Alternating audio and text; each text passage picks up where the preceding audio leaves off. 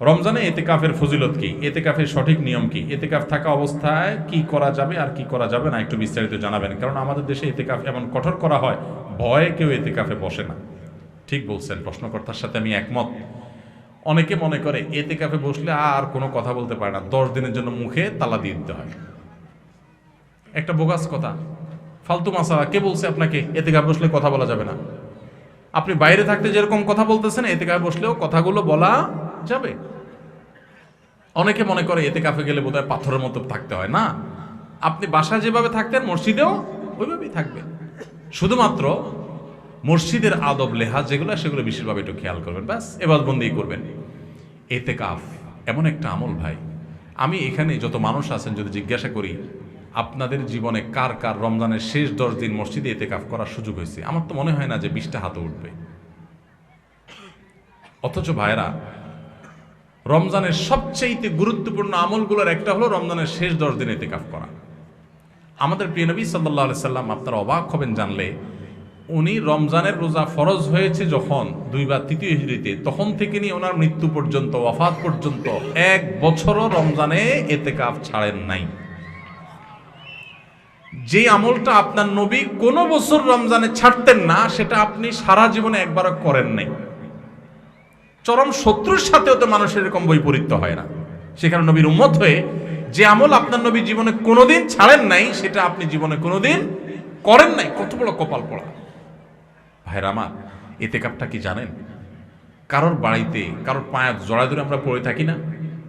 অনেক সময় দেখা যায় না, কিছু গরিব মানুষ, কিছু ফকির ভিক্ষুক দেখা যায় পাও জড়ায় ধরে সার দিয়ে যান, তখন না দিয়ে পারে মানুষ। কারোর দরজার সামনে যায় বসে গেলেন, ভাই যেভাবে হোক দেন। এতেকাফটা হলো অনেকটা এরকম, আপনি কাপড় গাটি বোসকা নিয়ে, কাপড় চোপড় নিয়ে, কাঁথা বালিশ নিয়ে আপনি আল্লাহর ঘরে যায় চলে গেলেন, আল্লাহ মাফ করা ছাড়া আমি আসবো না। এতেকাফে যদি কেউ থাকে শেষ 10 দিন, এতেকাফকারী ব্যক্তি মসজিদে যদি শুয়েও থাকে, সে লাইলাতুল কদর পায়। কারণ এতেকাফ করাটাই একটা ইবাদত। সে মসজিদে এতেকাফে আছে মানে হলো সে ইবাদতেই আছে। বুঝেন নাই কথা ভাইরা আমার? এই জন্য রমজানের শেষ 10 দিন ইতিকাফের নিয়ত করেন। যুবকরা আরো বেশি নিয়ত করেন। আমি আমার যৌবন বয়স থেকে, ছাত্র জীবন থেকে আমি ইতিকাফ করার চেষ্টা করি। আপনারা যুবক আছেন যারা, 4-5 জন বন্ধু যারা নামাজি, ভালো মানুষ, ভালো কয়েকজন মানুষ মিলে মসজিদে ইতিকাফ। আমাদের সমাজে ভালো মানুষের বড় অভাব। আজকাল কিশোর গ্যাং আমাদের দেশে শুরু হয়েছে। যুবকরা নানান ভুল পথে চলে যাচ্ছে। এগুলো থেকে বাঁচাবার জন্য তাদেরকে মোরালিটি দেন। আমাদের শিক্ষা থেকে ধর্ম চলে যাচ্ছে, সব জায়গা থেকে ধর্ম বিদায় করে দেওয়া হচ্ছে, সাংস্কৃতিক আগ্রাসন চালানো হচ্ছে, সন্তানদের ধর্মহীন করা হচ্ছে। এর পরিণতি যে কত ভয়াবহ সেটা আমরা এখনই দেখতে পাচ্ছি, সামনে হয়তো আরো বেশি দেখতে পাবো। কয়দিন আগে দেখেন নাই যে শিক্ষক আর ছাত্র মিলে মদ খাচ্ছে কোথায় যেন? দেখেন নাই ভিডিও? সব টিভিতে নিউজ হয়েছে, পত্রিকা নিউজ, দেখেন নাই? কোথায় চলে গেছে সমাজ? এই অবস্থা থেকে যদি বাঁচাতে চান, সন্তানদেরকে আল্লাহমুখী করেন, কোনো বিকল্প পথ নাই। যে সন্তান আল্লাহকে চিনে, আল্লাহর ভয় আসে, সে কোনোদিন অন্যায় করবে না।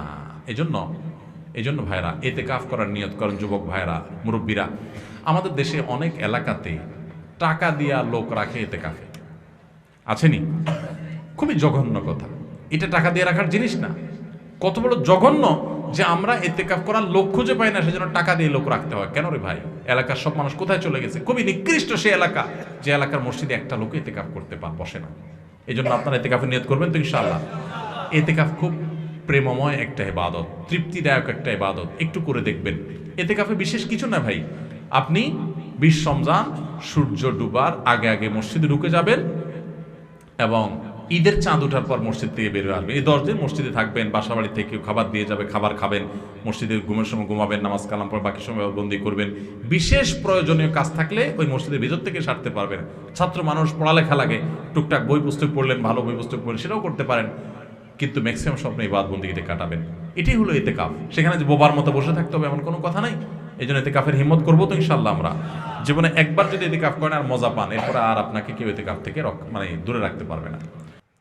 মাহে রমজানে কখন কোন সময়গুলোতে দোয়া করলে দোয়া কবুল হয়? খুব সুন্দর প্রশ্ন। রমাদান মাসে একে তো সারাদিন রোজা রেখে পুরো দিনভর যে কোনো সময় দোয়া করলে দোয়া কবুল হয়। হাদিসে নবী সাল্লাল্লাহু আলাইহি ওয়াসাল্লাম বলেছেন যে 2 ব্যক্তির দোয়া আল্লাহ তাআলা ফিরিয়ে দেন। এর ভিতরে একজন হলো আস-সাইম হাত্তা ইফতির, রোজাদার ব্যক্তি ইফতারের আগ পর্যন্ত তার দোয়া কবুল হতে থাকে। সেই যে সাহারি করেছেন তখন থেকে ইফতার এক পর্যন্ত আপনার দোয়া কবুল হয়। হাঁটতে চলতে ফিরতে আল্লাহর সাথে কথা বলে দোয়া করতে থাকেন, এটা একটা সময়। আর রমজান মাসে ইফতারের আগ মুহূর্তের সময়টা স্পেশালি দোয়া কবুল হয়। আর একটা সময় আছে ভোর রাত, এটা সারা বছরই দোয়া কবুলের সময়, কিন্তু রমজানে যেহেতু সুযোগটা বেশি আসে, সাহারি খাইতে আমরা উঠি, এই জন্য ভোর রাতে সাহারি খাইতে উঠলে একটু 2-5 মিনিট দোয়া করবেন। এটা দোয়া করার একটা দারুণ সময়। বেশিরভাগ মানুষ আমরা দোয়া করতে জানি না। আমরা দোয়ার কন্ট্রাক্টরই হুজুরদেরকে দিয়ে দেই, টাকা পয়সা দিয়ে দিই, হুজুর আপনি আল্লাহর সাথে বুঝায় নেন। আপনাকে যদি আমি সুযোগ দেই যে আপনি মাননীয় প্রধানমন্ত্রীর সাথে, প্রেসিডেন্টের সাথে সাক্ষাতের সুযোগ পাইলেন, আপনাকে ব্যবস্থা করে দেওয়া হলো, কেউ একজন সুযোগ করে দিছে আপনাকে যে হ্যাঁ আপনি ওনার সাথে সাক্ষাতের সুযোগ পাইছেন, আপনি চাইলে যাইতে পারেন, 10 মিনিট টাইম পাবেন, আপনার যা চাওয়ার চাইতে পারেন। কি বলেন? এটা শোনার পর সুযোগটা আপনি গ্রহণ করবেন নাকি বলবেন ভাই আমি তো আসলে অত সুন্দর করে চাইতে যেতে পারবো না, ঠিক আছে আপনি আমার পক্ষ থেকে চাই দিয়ে, আপনার আমি টাকা দিয়ে দিলাম, করবেন? কোনো পাগলও করবে না, করবে? আর এই চান্স মানুষ হারায় নাকি? যা বলবো প্রধানমন্ত্রী আমার বাড়ি দরকার, গাড়ি দরকার, অমুক আমার দিকে চাইছে, চোখগুলো তুলে ফেলান, হান করেন, তান করেন, যত ধান্দা আছে সব নিয়ে আমরা 15 মিনিটে হাজির করতাম, ঠিক না ঠিক? এই যদি হয় দুনিয়ার আল্লাহর একজন বান্দা, তার ব্যাপারে আপনার ধারণা, তো আল্লাহ রাব্বুল আলামিনের কাছে দোয়া করার সুযোগ আপনি পাইছেন। আপনি রমজানের রোজা অবস্থায় দোয়া কবুল হয়, সাহরিতে দোয়া কবুল হয়, দোয়া কবুলের সময়গুলো পাইছেন। কত বড় কপাল পড়া হলে আপনি হুজুরের টাকা দেবেন, হুজুর 200 টাকা দিয়েছে, আপনি দোয়া করে দেন। বুঝেন না আমার কথা? আল্লাহ আমাদেরকে দোয়ার গুরুত্ব বোঝার তৌফিক দান করেন। আমরা অনেকে দোয়া করি না কেন? আমরা মনে করি দোয়া করতে অনেক মায়ের পেজ দিয়া বলা লাগে বোধহয়, হুজুররা কি কি কয়, উর্দুতে, ফার্সিতে, আরবিতে কি কি গায়, এগুলো গায়া টাইয়া সুট টুট দিয়া দোয়া টোয়া করা লাগে আল্লাহর কাছে, নাহলে তো আল্লাহ শুনে না। আমি তো এগুলো পারি না, এই জন্য টাকা দিয়ে দিচ্ছি, হুজুর আপনি করে দেন। আসলে কি তাই? আল্লাহ কি এই সমস্ত মায়ের পেজ দেখে? আরে ভাই, যার মুখের ভাষা পর্যন্ত নাই, যে লোকটা বোবা, কিচ্ছু বলতে পারে না, ফেল ফেল করে শুধু চায়া থাকে, আল্লাহ তাআলা আলিমুম বিযাতিস সুদূর, আল্লাহ অন্তরের ভাষা পর্যন্ত বুঝেন। কোনো মায়ের পেজ দরকার নাই, শুধু চোখের পানি ফেলে মনে মনে আল্লাহকে আপনার কথা বলেন, আল্লাহ সেটাই কবুল করবেন ইনশাআল্লাহ। দোয়া করবেন না ইনশাআল্লাহ? কোনো কার্পণ্য করবেন না। হুজুরদের কাছে দোয়া চান, হুজুরদেরকে দোয়া করায় টাকা দিতে হবে কেন? ছোট লোকই কেন? হুজুর মানুষ এমনি কিছু হাদিয়া দেন না, আবার দোয়ার কন্ট্রাক্টরে দিয়ে কেন দোয়া করাইতে হবে? আর নিজের দোয়া বেশিরভাগ ক্ষেত্রে নিজেই করার চেষ্টা করব, ঠিক আছে না ইনশাআল্লাহ? আসুন্নাহ ফাউন্ডেশন, উম্মার স্বার্থে সুন্নাহর সাথে।